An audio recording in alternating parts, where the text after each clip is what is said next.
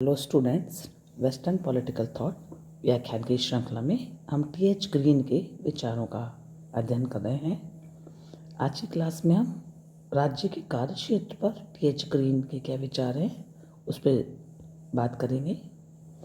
Sphere of the state activity के संबंध में ग्रीन का ही मानना है कि राज्य की प्रभुसत्ता मनुष्य के नैतिक अधिकारों को लागू करने का साधन है, और यदि सब मनुष्य सब जगह आदर्श वस्तुओं की कामना करते हैं और किसी दूसरे के मार्ग में बाधा उपस्थित नहीं करते हैं तो समाज अपने आप संचालित होगा, और उस ऐसी स्थिति में किसी भी राज्य की राज्य सत्ता या प्रभु सत्ता स्थापित करने की आवश्यकता ही नहीं होगी।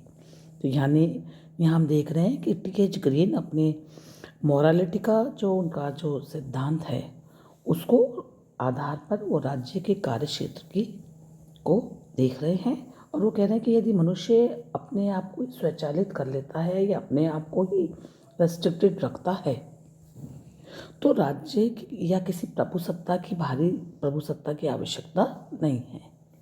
लेकिन हम देखते हैं कि जैसा कि टी.एच. ग्रीन कह रहे हैं कि मनुष्य में दो प्रकार की इच्छाएं पाई जाती हैं, गुडविल और एक्चुअल विल, है ना। जो उसकी एक तो सदिच्छा होती है जो कुछ अच्छा करना चाहता है, और एक तात्कालिक उसी समय जो परिस्थितियों के अनुरूप जो इच्छाएं पैदा होती हैं जिनको हम एक्चुअल विल कहते हैं, वो दो तरह की ऐसी इच्छाएं मनुष्य के अंदर पाई जाती हैं। ग्रीन का ये मानना है कि सदिच्छा या जो गुडविल है वो मनुष्य को दूसरों के अधिकारों का सम्मान करने की प्रेरणा देती है और किसी की भलाई करने की भी उसके अंदर इच्छा उत्पन्न करती है। लेकिन जो ये तात्कालिक इच्छा जो होती है जिसको हम एक्चुअल विल कहते हैं, ये इसके विपरीत होती है। तो ऐसी हालत में अगर हमें अपनी एक्चुअल विल का दमन करना है और उस समय के जो हालात पैदा हो गए, ऐसी स्थिति में हमें कानूनों की आवश्यकता होगी, क्योंकि कानून मनुष्य को कुछ कार्य करने या कुछ कार्य न करने के लिए विवश कर सकते हैं। तो ये जो भी कार्य होंगे बहुत एक्सटर्नल होंगे, क्योंकि कोई भी कानून मनुष्य को नैतिक नहीं बना सकता। इस नैतिकता की बात टी.एच. ग्रीन कर रहे हैं, क्योंकि नैतिकता एक ऐसे मोटिवेशन पर आधारित है या आश्रित है जिसकी स्वतंत्र रूप से इच्छा की गई हो। इसलिए ही ग्रीन ने लिखा है कि राज्य का आधार इच्छा है, बल प्रयोग नहीं। Will not force is the basis of the state. वो ये कह रहे हैं कि राज्य केवल कानून बनाने वाली संस्था नहीं, बल्कि यह एक ऐसी कम्युनिटी का संगठित रूप है, क्योंकि वो कहते हैं कि समुदाय की सुदृढ़ता का कोई बाह्य कारण नहीं है, बल्कि जो एक कॉमन इंटरेस्ट होता है और उसकी चेतना के कारण ही मनुष्य एकता के सूत्र में बंधता है। इसलिए राज्य ऐसे व्यक्तियों का समूह है जो साधारणतः अपने अधिकारों और अपने इंटरेस्ट को एक दूसरे के प्रति मान्यता देते हैं, और यहीं पर कॉमन कॉन्शियसनेस का जन्म होता है। इसलिए राज्य के बलपूर्वक जो हस्तक्षेप का ये परिणाम नहीं है, अपितु कानून का प्रयोग केवल उन परिस्थितियों को बनाए रखने के लिए होगा जहाँ व्यक्तियों को अपनी सदिच्छा और जहाँ वह अपने विवेक का प्रयोग कर सकेंगे। तो इस प्रकार हम देखते हैं कि कानून राज्य के कानूनों के अंतर्गत केवल उन कार्यों पर ही वो कह रहा है राज्य के द्वारा रोक लगाई जानी चाहिए जो राज्य के नैतिक उद्देश्य की सिद्धि में बाधक हो, यानी कि लोग उसके परिणाम से डरकर अपने आप ही उससे दूर रहें। अतः जितने कानून कम होंगे उतना अच्छा होगा। उदाहरण के लिए वो कह रहे हैं कि जैसे जहाँ हम यातायात के नियमों की बात करते हैं, वहाँ यदि वो अपने आप से नियमित रूप से यातायात की व्यवस्था राज्यों में चल रही हो तो वहाँ पे यातायात नियंत्रण का मैनेजमेंट करना बेकार होगा। राज्यों के कार्यों के बारे में बात करते हुए ग्रीन ये भी कह रहे हैं कि किसी भी जो ट्रांजेंशनल जो कानून है वो मनुष्य की नैतिक प्रकृति से उत्पन्न होता है। इसलिए हम देखते हैं कि ग्रीन राज्य संबंधी कार्यों के संबंध में में जो लेजिस फेयर का उदारवादी सिद्धांत है उसको अस्वीकार कर रहे हैं। इसके विपरीत उन्होंने राज्य के सकारात्मक कार्यों का समर्थन किया है। वो ये कह रहे हैं कि कार्य राज्य के बहुत सीमित होने चाहिए, क्योंकि कुछ हालातों में ये जरूरी हो जाता है कि राज्य अपने नागरिकों को उन बाधाओं से मुक्त कराए जो उसके नैतिक जीवन या उसके आत्म साक्षात्कार से उसको रोकती है। तो इस दृष्टिकोण से हम देखते हैं कि ग्रीन ने पब्लिक हेल्थ और शिक्षा की व्यवस्था पर विशेष बल दिया है। और क्या राज्य की इस कार्रवाई से नागरिकों की आत्मनिर्भरता कम हो जाएगी? इस प्रश्न के उत्तर में ग्रीन कह रहे हैं कि समाज वही सर्वोत्तम है जिसमें सभी लोग स्वेच्छा से या अपने अंदर की अंतःप्रेरणा से अपने लिए शिक्षा और स्वास्थ्य की व्यवस्था कर ले।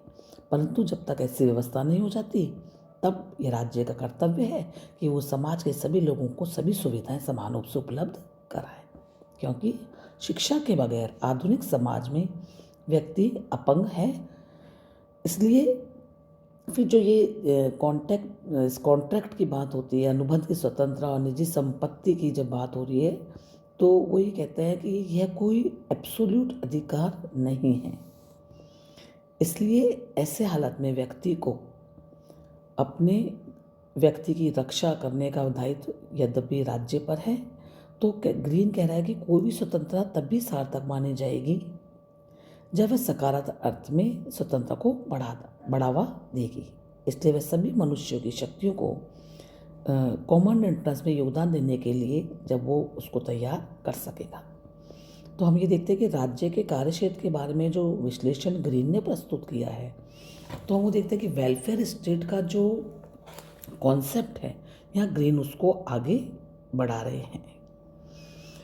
ग्रीन ने अपने विचारों में रूसो, इमैनुअल कांट और हेगल जैसे आदर्शवादी विचारकों के शिक्षाओं को उदारवाद की मान्यताओं के साथ जोड़ करके एक वेलफेयर राज्य की दिशा में कदम आगे बढ़ाया है। क्योंकि ग्रीन जिस मॉरल फ्रीडम की बात कर रहे हैं वह लोक कल्याणकारी राज्य का एक महत्वपूर्ण तत्व हमको दिखाई देता है। ग्रीन का यह मानना है कि नैतिक स्वतंत्रता से मनुष्य, क्योंकि नैतिक स्वतंत्रता की वो बात का पक्षधर है, उसका पैरोकार है, तो वह कहता है कि ये मनुष्य का सबसे उपयुक्त गुण है और अधिकार जो है वो मनुष्य के मॉरल कैरेक्टर से ही जन्म लेते हैं, किसी कानूनों से जन्म नहीं लेते हैं।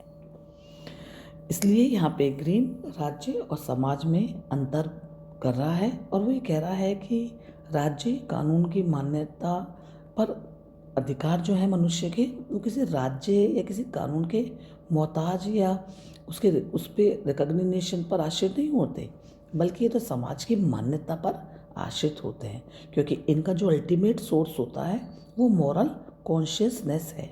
और ये नैतिक चेतना या जिस मॉरल कॉन्शियसनेस की बातें वो कर रहे हैं, ये नैतिक चेतना ही राज्य की उत्पत्ति के लिए उत्तरदायी है। इसलिए राज्य आदर्श उद्देश्यों की सिद्धि का साधन है, स्वयं आदर्श उद्देश्य नहीं, जैसा कि आइडियलिस्ट दावा कर रहे थे। तो हम देखते हैं कि ग्रीन राज्य अधिकारों को मान्यता देता है लेकिन उनका सृजन नहीं करता। वह कहता है कि राज्य का वास्तविक कार्य उन बाधाओं को दूर करना है जो मनुष्य के आदर्श उद्देश्यों की सिद्धि के मार्ग में आती है। तो कुल मिलाकर के हम ये देखते हैं कि ग्रीन ने उदारवादी परंपरा में आदर्शवादी परंपरा को साथ जोड़ करके नकारात्मक स्वतंत्रता और संकीर्ण व्यक्तिवाद के दायरे से राज्य के कार्यों को बाहर निकाला है और व्यक्तिगत अधिकारों स्वतंत्रता का खंडन नहीं कर रहे हैं, बल्कि वो इक्वालिटी, कॉमन गुडनेस के आधार पर नागरिकता के अधिकारों की बात भी कर रहे हैं।